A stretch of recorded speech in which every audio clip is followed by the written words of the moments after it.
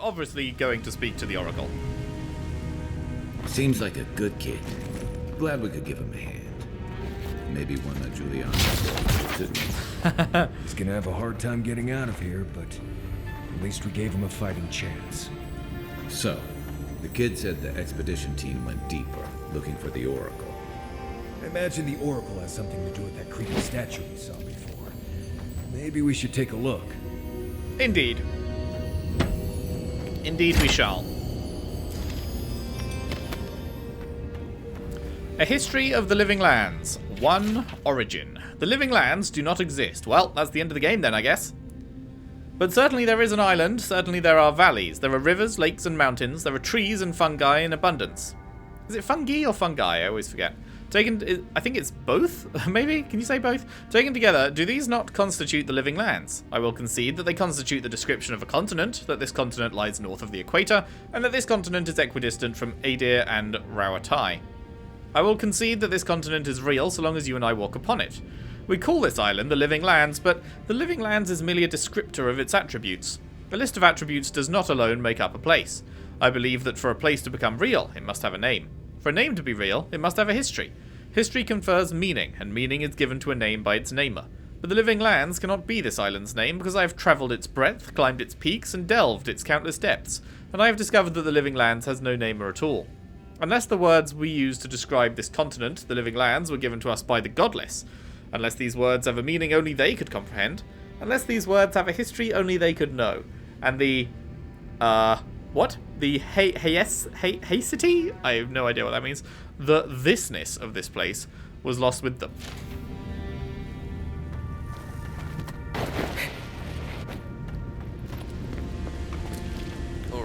Alright. Continuing on. Oh, hi.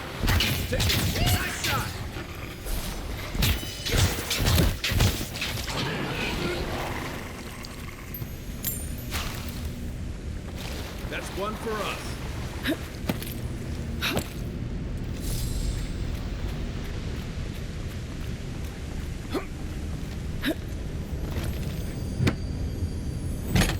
Yoink.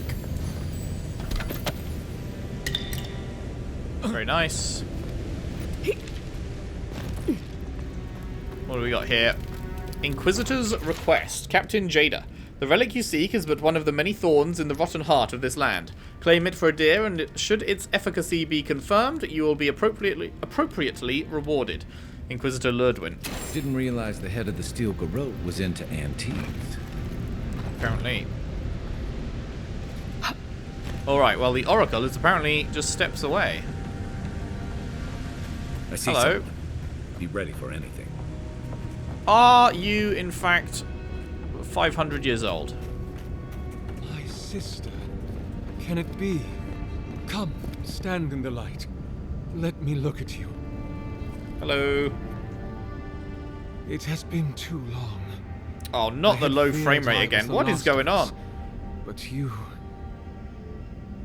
Oh, the very sight of you is a balm for the soul. I am the Oracle Sargemus, servant of the once shining god. He whose light has lately dimmed. What brings you to this sacred space?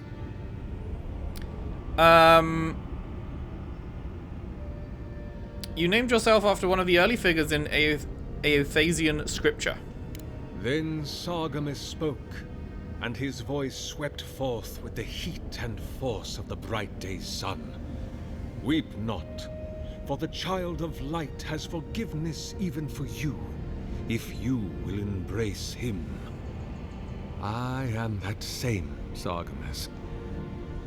Though it has been some time since a man has knelt before me and begged absolution, as Hamka did. The people do not hold to the gods any longer, and they do not hold to their servants. We live in a time of disbelief. The gods are absent, and have recalled their gifts from the world. Avarice reigns. Acquisition is the faith to which all men bow. But perhaps there is hope. you have read the Book of Verses, and we are here together, if only briefly. In this moment, we are not entirely alone. I'm looking for an expedition of my countrymen. Did they pass this way? An expedition? I'm afraid I don't understand. Right. Maps, ropes, pitons, rugged boots, water for days, people down here looking for stuff. I am familiar with the concept, tomb raiding and the like. What troubles me is why they would come here. These ruins are not so different from the many others on this island, except that they are a good deal more treacherous. And this representation of Eothas we stand before, it is the work of my own hands. They could not hope to move it. Do you know what their purpose is here? Do you really expect me to believe you haven't seen them? There's only one way through this place. It's a reasonable question, I'll grant you. You must understand, this place has seen so few visitors for so long that I often retreat into my private quarters. To read, you understand, or pray, or sleep. Age has made me slow. I tire easily. I sleep now more hours than I wake. They could have already come and gone, and I would be none the wiser. In any case, you haven't told me what it was they searched for.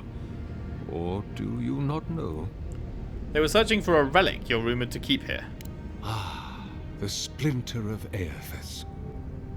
I suppose it was too much to hope they were here to examine these exquisite ruins. Truly, it is their loss. What is this relic exactly? The splinter of Eothas is a sliver of shin bone from my lord's titan body. It was carved from his skeleton many centuries ago. Yet long after the gods left this mortal world to claim their dominion in the beyond, the splinter is infused with the very essence of my lord's power.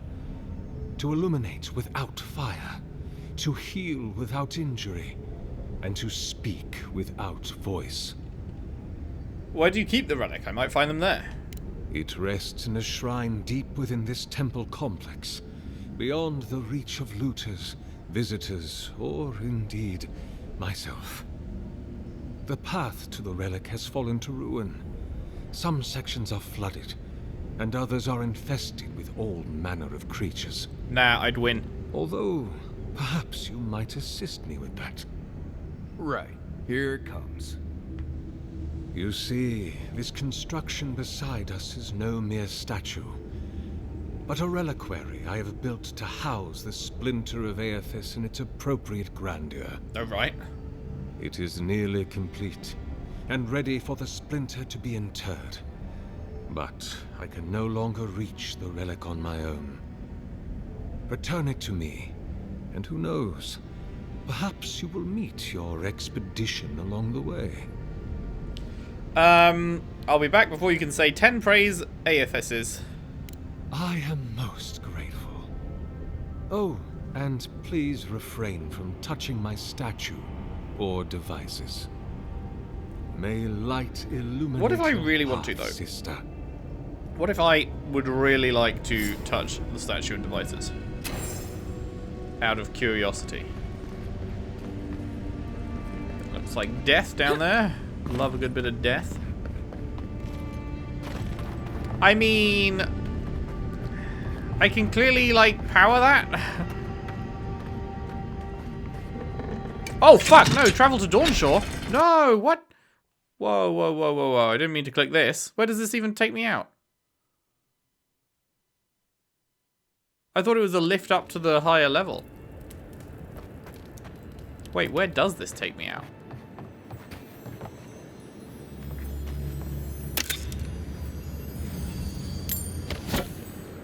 Hang on, we'll be back there in a sec.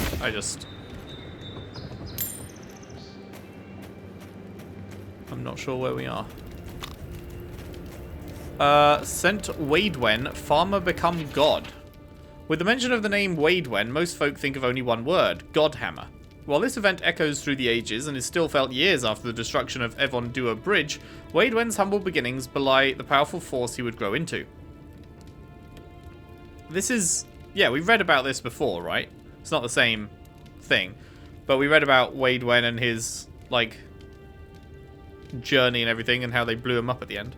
Waidwen lived an unassuming life in a remote area of Red Ceres, the son of Vorlus farmers. He toiled in the fields alongside his father for 22 years until his father's death.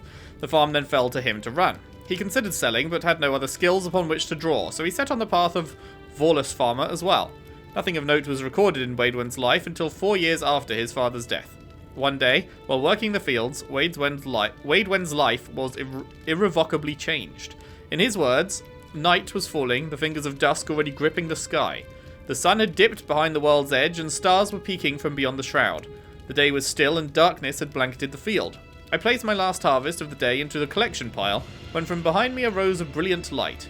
I turned, fear in my breast, knowing not what could have caused such intense radiance. Behind me stood a blazing figure, resplendent in glory. Its white flesh glowed with a luminescent radiance, its head a blinding ball of light, brighter than the highest sun of mid-year.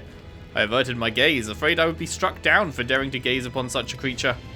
A sudden peace washed over me, sweeping away my fear, leaving my troubled soul tranquil. A loving warmth wrapped its arms around me. A voice spoke to me as I stood, transfixed, trying to both see this glorious being and avoid its dazzling scrutiny. Fear not, it said to me, for you are chosen above all others. You will be the light to bring about the rebirth of an empire. It then held out its hand and bestowed upon me a vision of power, such that I could scarcely contain it. Waidwen, dishevelled and dirty, stumbled into his village the next morning, telling all who would listen about the miracle that happened in his fields. Eothas himself, he claimed, had appeared to him. He was to punish the Adiran governor for leading his people into ruin. A way would be provided, and those faithful who helped would be blessed when the divinity manifested. Villagers ignored him, convinced the loss of his parents had broken his mind. But Waidwen continued to preach the power of Eothas and the corruption of the governor, eventually earning him the ire of the locals. His confrontations with the villagers hit a turning point one day in mid-autumn. A crowd had gathered around Waidwen, jeering him and telling him to leave the village. The Vorlus crop that season was particularly light, and the villagers blamed Waidwen, saying he had angered the gods, particularly Eothas, with his blasphemy. They backed him into one of the withered fields, yelling at him to go. Accounts of the inciting action are hazy.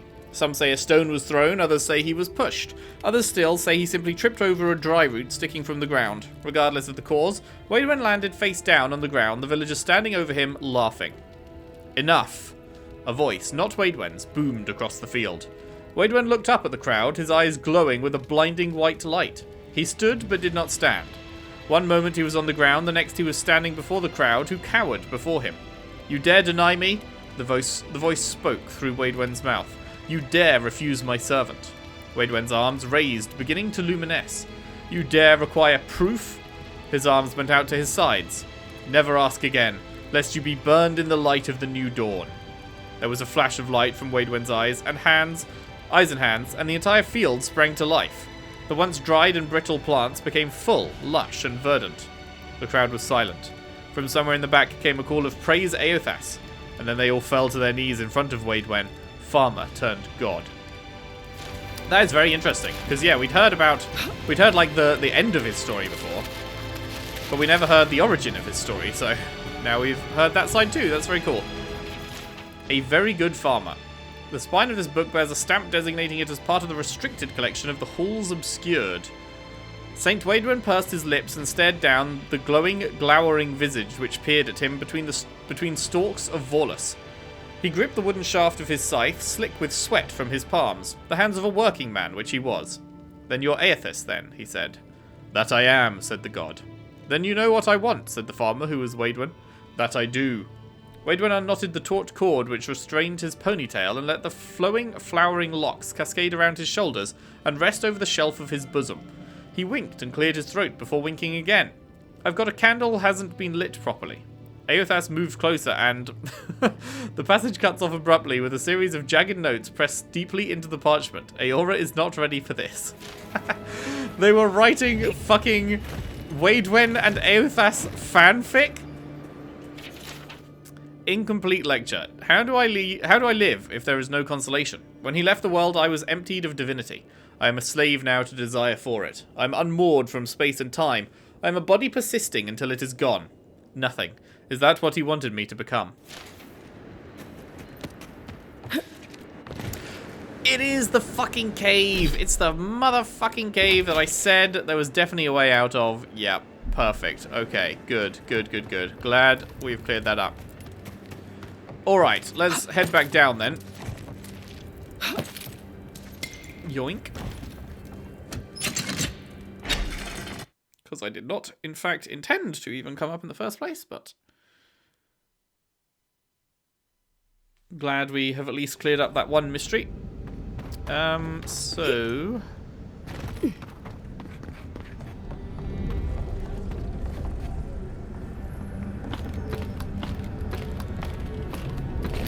I'm really curious... because, like, okay, so this is all connected to this, which I can electrify. And then that, like, charges this up. I assume there's a similar one on the opposite side. Yeah. But he said not to touch it. So, like, I probably shouldn't, but... Sargamis's journal.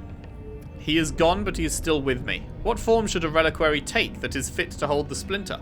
Were I in High Crown still, I would petition the church for ivory, gems, and gold, for this remnant of his holy body is worth all the wealth of the Empire and more. Being as I am sequestered here, I will make do, instead, with the wealth of the land.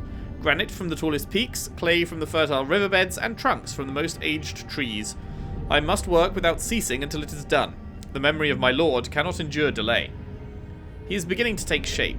I thought at first a sanctuary would be appropriate, a temple within this temple of the godless. But when I prayed over my plans for the building's construction, I received a vision of Eothas' Titan as it had existed in its time. A body of strange flesh and bone, hundreds of feet tall, astride the land with the Pantheon at his side, facing down the forces of chaos like 11 colossal ships of the line. What crisis manifested them and inspired them to act? I know not, but I shall remake him as he was in my own fashion. 2829, he is complete, but the statue I have made is inert, lifeless, dull. The work of my hands does not dignify the splinter. There is something deficient in it and in me. I must destroy it and begin again. 2829, he is made anew. His effigy is formed of granite, clay, and wood still, but they shelter now a precious Adra core. It glimmers even in the low light of this cavern's ceaseless evenings. He brings the dawn to this penumbral place, as the light of his attention once brought to my soul. In the Empire, they celebrate Spring Dawn today, or they would have prior to the Saints' War. I wonder, what of him remains in the beyond after his disillusion at Ukezo? I long to be with him again. 2829, what if I did not have to wonder? Huh. Okay, well, I'm not sure where that's going. Bro specifically told me not to touch this yet, so I'm guessing maybe we touch it after we bring the splinter back, potentially? Potentially? I am glad to see. To what do I owe? Do you have anything else to say? I heard there was a temple of Eothas in this cave? Be welcome, for you have found it. People like you and I once sought this place in moments of spiritual turmoil, when the world and our souls could not find rest. Moments of war, famine, massacres, when those such as us are called upon to speak the gods' wills and to lead. But I have seen not one of us these last 3 years, and it is rare indeed that pilgrims come to pray. Perhaps our meeting now is the work of immortal hands. I pray that it is so. Why would godlikes visit this temple and not the temples of their patron god? Godlike. Such a meager word for us, who are the gods' eyes and ears and hearts. We are the phenomena through which the gods experience the world. We are as like the gods as a finger is like a man. You and I and our raptured brethren, we are the gods themselves. I mean... That's all very not sure about that. poetic, but it doesn't answer the question. Is this place special to godlikes? It had been once, when we were legion, but no longer. Our kind came here to find fellowship and understanding in a world determined to bend us to its purposes. I've wondered what purpose the Emperor had in naming me his envoy. This is a heavy burden you carry, to be beloved of both a god and a god among men. I imagine one cannot help but wonder, did he elevate you for your skills and knowledge, your strengths, your accomplishments? My massive penis. Or for what you are? You and I are instruments of a divine will. In choosing you to be his envoy, your Emperor ennobles his purpose and tarnishes yours. Did you build this statue? Indeed. It has been my obsession these last few years. Hewn by my own hands from stone in Ardra, and no small degree of melancholy. I suspect it will be my last great labor before this body is returned to the earth, and I am returned to my god. Are you dying? If I am, it is from an affliction that death will not cure. But no, sister, I am only very old. My light is waning. As Eothas' essence leaves the world, I am leaving with him. His essence has kept me alive for centuries, and soon we will enter the longest night. You mentioned you're very old. Indeed, my soul has dwelled in this form for centuries, beyond even the lifespan of the longest-lived elf. My lord Eothas inspired my birth in the same year the kingdom of Adir was founded. You might say my birth heralded the empire you now serve. But that was over 600 years ago. About 630, yes. Give or take a decade. One does lose count. You must have witnessed some unbelievable things. Many, yes. Some that inspired awe, others dread. For a time, I proselytized among the colonists who first settled Glanfath. I held the door of my parish church against an onslaught of Glanfathan raiders, and I watched them fall prostrate before my light. I tended the wounded in the Broken Stone War, the War of Black Trees, the War of Defiance, and in many wars that were never given the dignity of a name, and since have been forgotten. I can hardly recall them anymore. You spent a long time in the Deerwood. What made you stay? The Deerwood has been a troubled place since the very moment of its inception.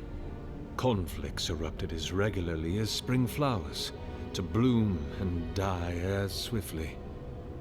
So, there is always some dark corner in need of light, if you'll indulge me in the metaphor. Truthfully, I had been jailed for proselytizing in Colplin, and it was to the colonies I was exiled. So it was the Deerwood or death. I had nowhere else to go. Did you ever meet St. Waidwen? Is that what they're calling him now? I heard the man that was Waidwen speak when he was but a farmer. He had a presence even then, furious, incandescent. It was astonishing, his power. I wonder, had my lord already made a home in his body by then? Did my lord share with Waidwen his plans to wage a pointless, bloody war while wearing the poor man's face? What a grave injustice, to have your body stolen and be made into a saint. Tragic Waidwen. Pitiable Waidwen. I grieve for what became of him. That's interesting, because there's like, he's saying that, knowing that it's like his god that is doing that. So does he think his god was like being shit? Like, does he not worship his god, or I don't know? I'm curious curious what his take on Eothas is. Like, because he sounds like he's saying that what Eothas did there was bad, but then he's also, like, still building a statue for Eothas and shit, so... Do you wish it had been you who was made a saint? God help me. I do. Huh. So why haven't you died yet? That is a question for my lord.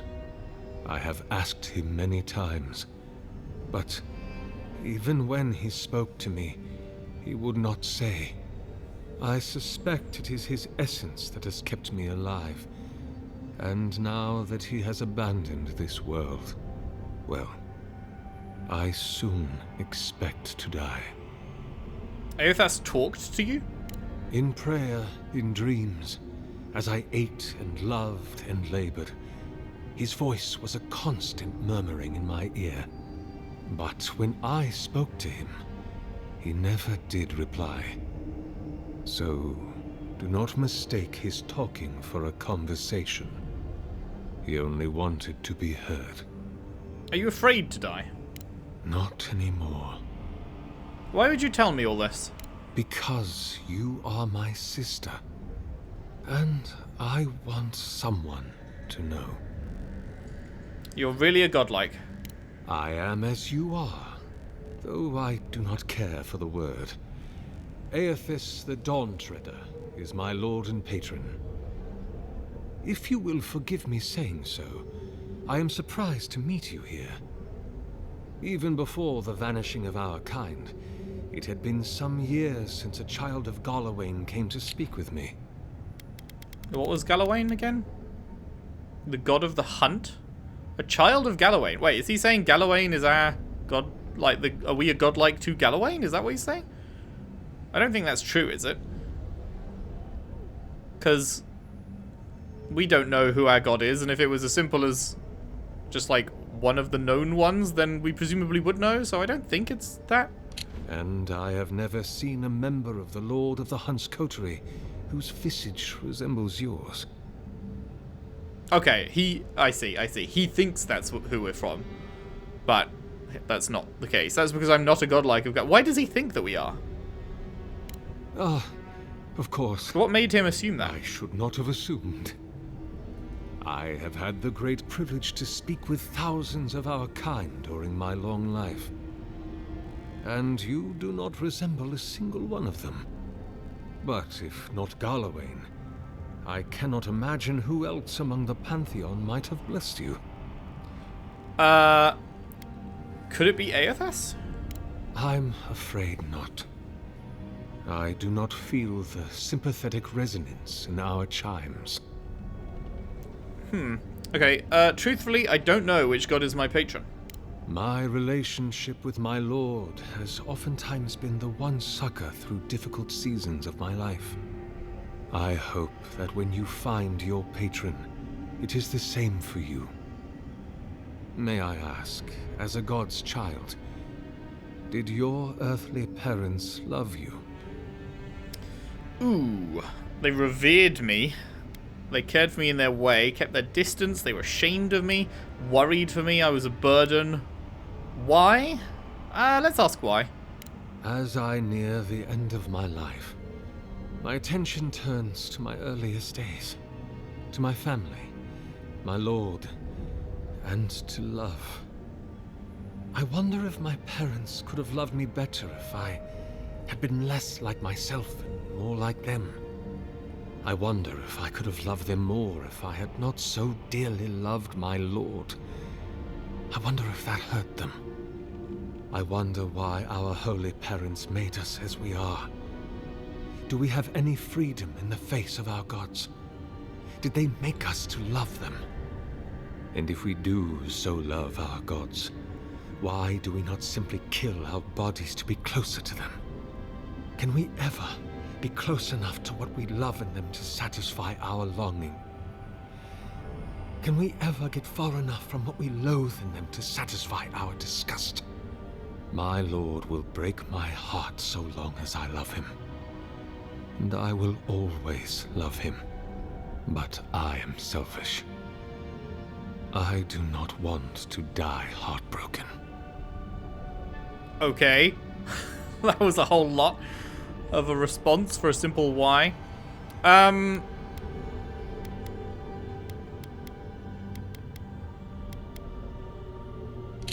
So, wait, what was the question again? As a god's child, did your earthly parents love you? Right.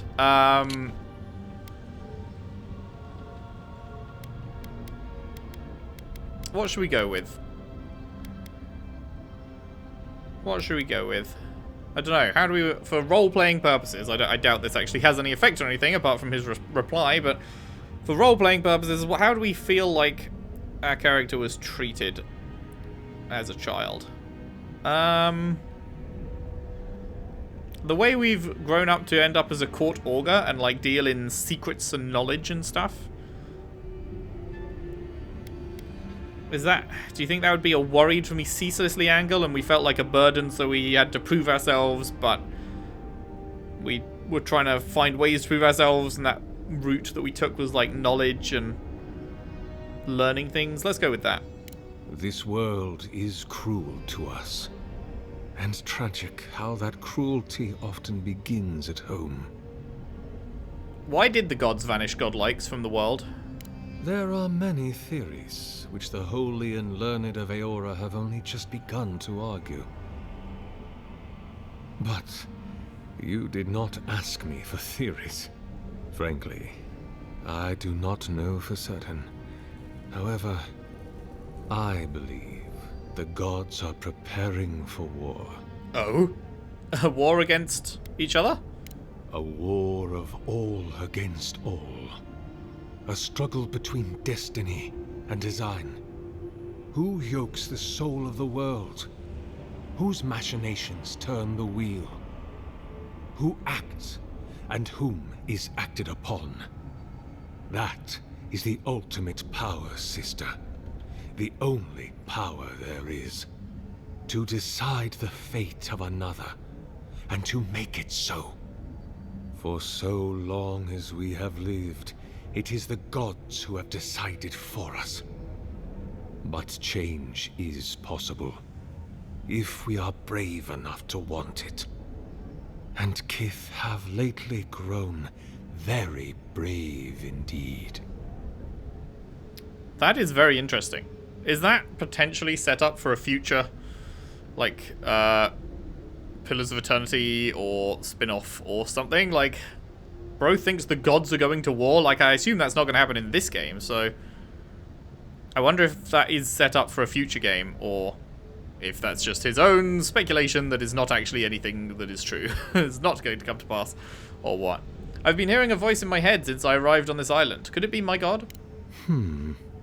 I suppose it's not impossible, but the gods typically make themselves known to us in our earliest days, before we have left the comfort of the womb. They are present in our hearts and minds before, well, before we even have a notion of I at all. But it wasn't that way for us. Sorry. Yours is an unusual case. Tell me, I wonder. this voice in your head, do you want it to be your god? It would be a relief to finally know who I am. I am afraid that not even your god may tell you that. Answering that question is the soul's true purpose. It is the work of your life. And I suspect neither you nor I will ever know for certain. We can only remain open to curiosity and willing to be surprised. If it's not my god, I don't know what else it could be. Other than a symptom of madness, you mean? You do not seem especially troubled. No more than any Kith subject to life's uncertainties. As to what the voice is, if it is unlikely to be a god, I cannot say. It may be a particularly powerful soul attempting to control you, or the echoes of a past life. Perhaps it is the sending of an archmage, or some ancient construct of Engwithan make. Or it may just be the beginnings of the Dream Scourge. The Engwithans were an ancient society that vanished from Eora. Today they are remembered for their grand architecture and deep knowledge of soul manipulation, They left vast ruins and intricate machines all over the known world, but what became of them at the height of their power remains a mystery. Is this not just like the godlike? No, sorry, not the godlike, the godless, rather. Isn't that the pretty much same as what the godless? Like they just vanished and left ruins everywhere and... Are they talking about the same thing? Is the Engwithan the actual name of the godless, or is it just like the exact same story happened Whatever twice? this voice is, I suspect only an expert in souls can say. I should go. Of course. Explore to your heart's content. But please refrain from touching my statue or He really devices. doesn't want us to touch the Go statue in or devices, peace. huh? I will be here if you return. I do really want to set off these devices, but I assume that when we bring the Splinter back, he'll then tell us, like, now is the time, kind of thing. Not even sure where the other... Where is the second device? Because there's one over there. I'm not sure where I'd power up the other one. What's this? Okay, there's a switch. I mean, I'm not going to click it currently. I am incredibly curious. Incredibly fucking curious. Wait, what is this? Is this going somewhere? Does this just loop around? This just loops around. Okay. I am incredibly curious what happens if you click the button, but I don't want to piss him off because he's like a super interesting character that I want to be able to continue to talk to. So I don't want to risk pissing him off, and I'm going to bank on when we bring back the Splinter that clearly fits into the chest up there, that we will then be able to turn it on and find out what happens. Anyway, at his request rather than against his will. So that is what we will do. Letter to Sargamis. Sargamis, it has been some time since your last correspondence, and I do hope that you are still well. Have the materials and spare equipment from my lab proven reliable? You know how temperamental and finicky old equipment gets. I swear, these machines have souls of their own. But I digress. I look forward to hearing the latest news about your progress. I have no doubt that the completion of your project will change the world, and knowing you, it will certainly be for the better. That I have had a part to play in this fills me with deep joy and satisfaction. Perhaps one day they shall write about us. I can see it now, the Oracle and the Visionary, a titillating tale of two thinkers and their thoroughly thought-provoking theories. On second thought, perhaps simply the Oracle and the Visionary will suffice. Eagerly awaiting your response, your friend Vitor. P.S. It is good that I forgot to send this after it dried. Ulrask would be very cross with me if I did not relay once more that he is, and I quote, rather looking forward to giving Sargamis's oversized animat a proper thrashing if he ever gets it functional. Oh, that Ulrask. Until next time, my friend. Cool. Okay, well, that seems like a pretty good point to wrap it up for today, I think. We spent, like, a significant chunk of this part just talking to this guy. But he is very interesting. He is definitely, like, aside from me and my actual main companions, he is definitely the most interesting NPC that we have met in the game so far. That was a really cool conversation. Lots of big lore stuff, potentially set up for future games. Like, that was really cool. That was a very interesting conversation that made me want to kind of learn more about the world and everything. Like, I assume everything to do with Eothas's march and the Deadfire, etc. I assume that's all Pillars of Eternity 2. I don't know what 1 would be about, but it seems like whenever Eothas gets brought up as like a thing that was getting shit done, it sounds like that is always linked to PoE 2. So yeah, I don't know. Maybe I need to play PoE 1 and 2, but it's also like a very, very different kind of game, so I'm not sure if it would be my thing necessarily, but maybe one day. Maybe one day. It's definitely... He's got me very interested in the world. Cool as fuck character. So, yeah, next time we'll carry on. We'll get the relic, and we'll see what happens. That is it for today. Thank you very much for watching. Hope you enjoyed. If you did, if you could leave a like and subscribe if you haven't already. Share the videos around. Share the playlist around if you can. I would really appreciate that. And I'll see you next time for more Avowed. Thanks for watching. See you then.